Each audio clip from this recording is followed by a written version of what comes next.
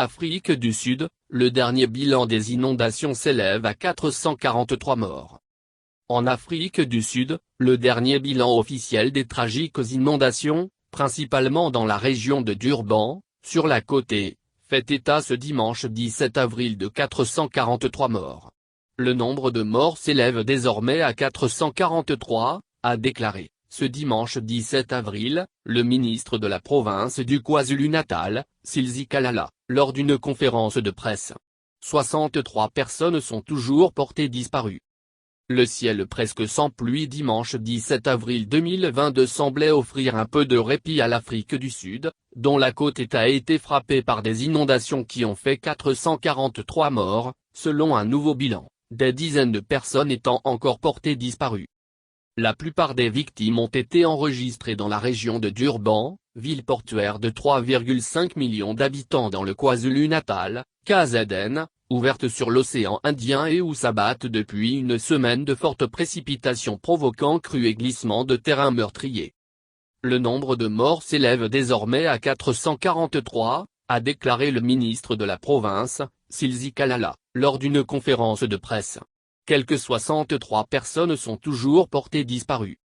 Moins de précipitations. La pluie tombait encore à certains endroits mais de manière insignifiante comparée aux jours précédents. Le risque d'inondation est faible dans le KwaZulu-Natal aujourd'hui, a assuré à l'AFP le prévisionniste Puzeledzom Fokun, de l'Institut national de météorologie. Les précipitations vont se dissiper complètement d'ici mercredi et jusqu'à la fin de la semaine prochaine.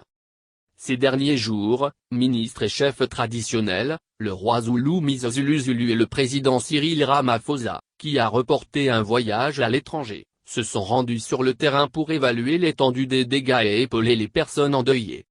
En ce dimanche de Pâques, les appels à la prière pour les victimes se sont multipliés lors des rassemblements religieux. C'est une tragédie aux proportions accablantes, a déclaré Thabo Magoba, archevêque du Cap et successeur de Desmond Tutu, évoquant un stress et une douleur pour la communauté. Les secours sont toujours en état d'alerte mais ils reçoivent moins d'appels.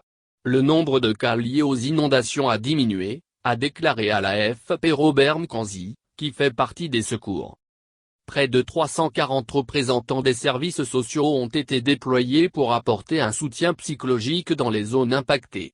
Des bons alimentaires, des uniformes scolaires et des couvertures continuent à être distribués.